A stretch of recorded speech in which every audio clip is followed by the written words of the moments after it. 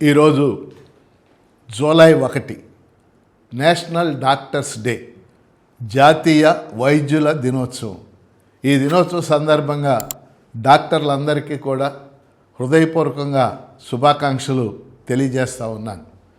July 1వ తేదీని ఎందుకు నేషనల్ డాక్టర్స్ డేగా ప్రకటించారు? డాక్టర్ బిసి రాయ్, బిధాన్ చంద్ర రాయ్, ఆయన బెంగాల్ రాష్ట్రానికి చెందినవాడు. చాలా గొప్ప వైద్యుడు ఆయన. అంతేకాదు స్వాతంత్ర సమర యోధుడు. స్వయంగా మహాత్మా గాంధీకి ఆయన చాలా సంవత్సరాల పాటు వైద్యం చేయటం జరిగింది. ఆయన పర్సనల్ వైద్యుడిగా కూడా బిసి రాయ్ కొనసాగాడు. 1982 జూలై 1వ తేదీన ఆయన జన్మించాడు.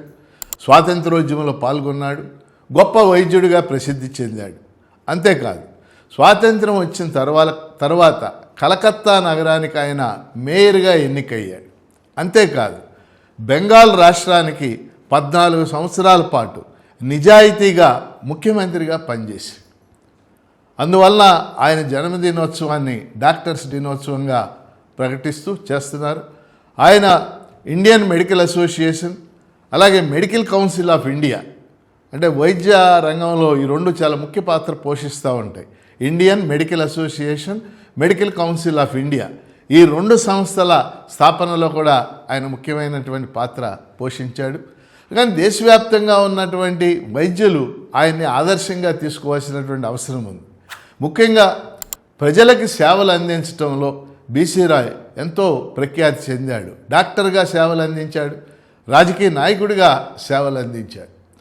ఈ రోజున భారతదేశంలో గత 30-40 ఏళ్లుగా వైద్య ఆరోగ్య రంగాలు పూర్తిగా కార్పొరేటైజ్ కావటం మనం చూస్తూ ఉన్నాం.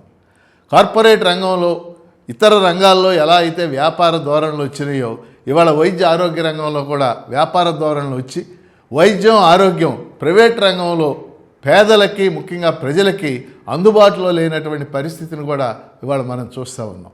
ఈ నేపథ్యంలో బిసి రాయ్ జన్మదినోత్సవ సందర్భంగా మనందరం, ముఖ్యంగా వైద్యులందరూ కూడా ప్రజలకు సేవ చేయటం అనేటటువంటి దృక్పథంతో ఆయన జన్మదినోత్సవాన్ని జరుపుకోవాలని కోరుకుంటూ, ఈ July 1 doctor B C Roy birthday సందర్భంగా వైద్యులందరికీ కూడా నేను హృదయపూర్వకంగా శుభాకాంక్షలు తెలియజేస్తున్నాను.